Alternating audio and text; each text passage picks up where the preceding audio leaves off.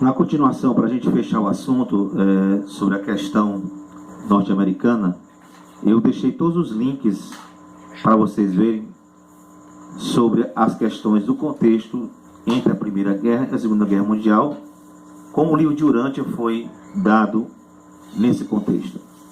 E também a derrota da teologia protestante liberal. No livro de Urântia, página 1932, no documento 1489, fala assim: para usar uma importante ilustração dos séculos 19 e 20, os 48 estados da União Federal Americana vinham muito desfrutando a paz. Eles não mais tiveram guerras entre si próprios. Eles entregaram a sua soberania ao governo federal e, por meio de um arbitramento em caso de guerra, abandonaram todas as reivindicações ilusórias de autodeterminação.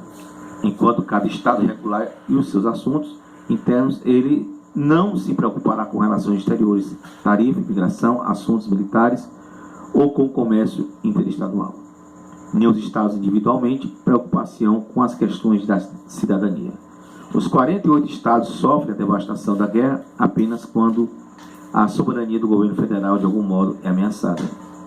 Isso mostra na página 1932 do livro de Urântia, documento 1489.4, que os estados da União Federal Americana, nesse período, tinha esses conceitos de paz, esses conceitos a qual nós estamos nos referindo. Esse conteúdo do livro de Urântia fala do item a soberania política, quando os ensinamentos do mestre a respeito da soberania de Deus sejam uma verdade complicada apenas depois do surgimento de uma religião entre as religiões do mundo. Ou seja, essa proposta do Urântia vai ser no futuro. Mas os norte-americanos tinham alguma coisa bem próxima a essa religião do futuro, que o livro de Urântia está fazendo essa característica.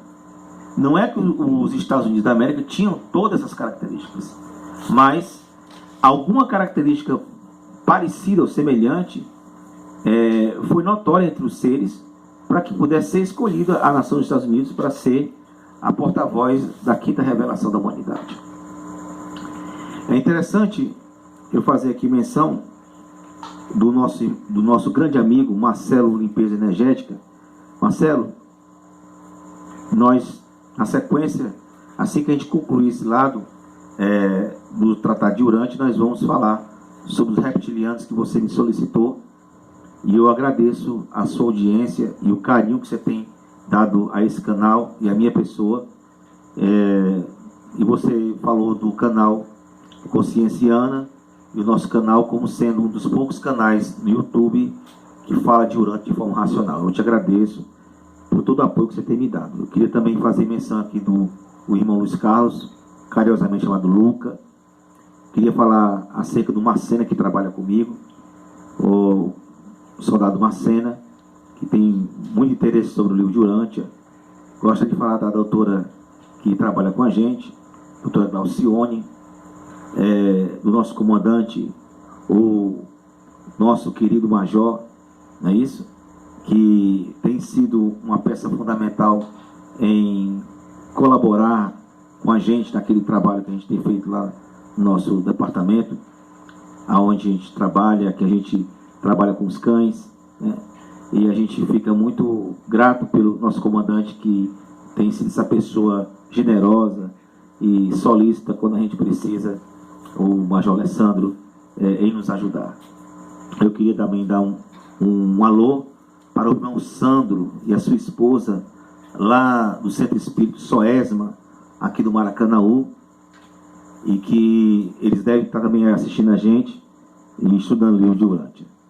Gostaria também de fazer uma menção aqui à minha esposa, a irmã Sueli, que se não fosse ela, a gente talvez não estaria aqui, a força que ela me deu. Eu queria citar também o Lucas, o meu filho Lucas, e que ele fica aqui na sonoplastia, nos ajudando. Ele é uma bênção.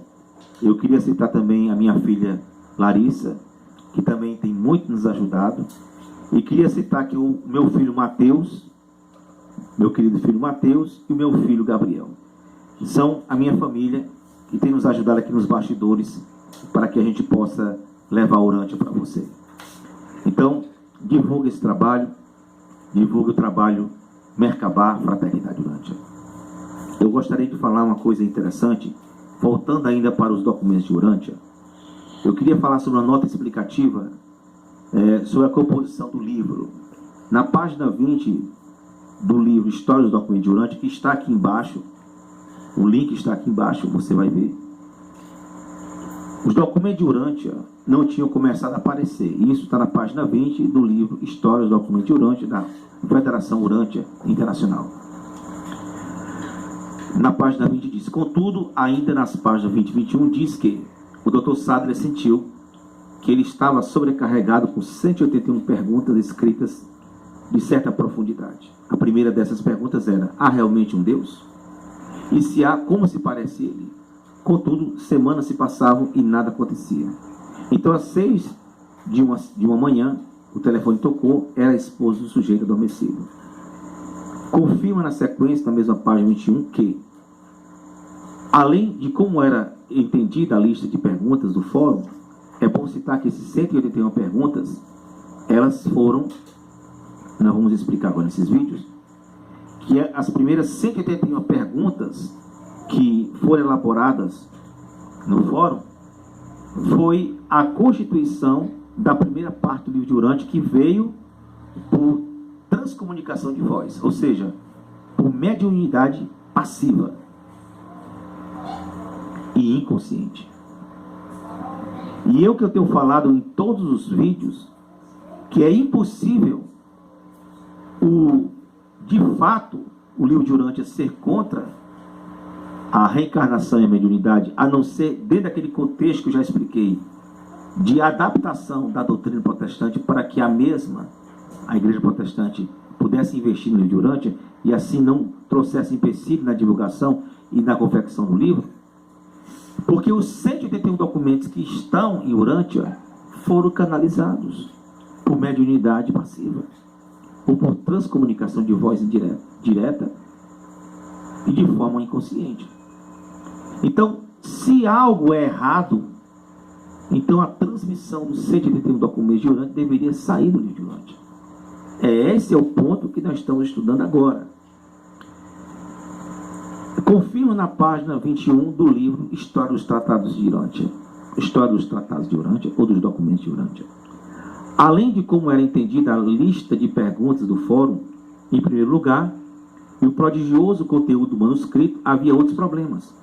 O Dr. Sadler estimava que para produzir o documento seria necessário de 7 a 8 horas de escrita de um indivíduo normal a toda velocidade. Mas o conteúdo do material era tão profundo e inteligente que o Dr. Sadler duvidava que alguém tivesse a capacidade de produzir o material tão rapidamente. Conclusão: a história conta que o primeiro registro do livro de Urântia foi produzido das 181 perguntas feitas nas sessões pelas pessoas presentes que estudavam o adormecido. Contudo, na mesma página, o narrador afirma que os documentos de Urântia não tinham começado a aparecer, ou seja, os documentos de Urântia, a parte, ou a segunda parte, não tinham se materializados, porque a primeira parte já tinha aparecido por canalização mediúnica. Explicação: as 181 perguntas gerou o início do livro de Urântia por meio de canalização involuntária. E o restante do livro foi materialização, que até hoje nenhum historiador urantiano conseguiu explicar como foi dada essa materialização dos documentos de Urântia. E é bom lembrar que mesmo quando houve toda a materialização do livro de Urântia, sempre o adormecido estava lá, mesmo tendo não mais os extraterrestres usado a voz dele para balbuciar o som. Logo, a dificuldade do Dr. Sadler era definir que tipo de canalização, haja vista que existia várias, como por exemplo, ele citou que o adormecido fazia parte, e aqui é importante essa citação. Dr. Sadler citou que o adormecido fazia parte dessa espécie de mediunidade espírita. Olha só. O Dr. Sadler citou que o adormecido faz parte do conceito de mediunidade espírita.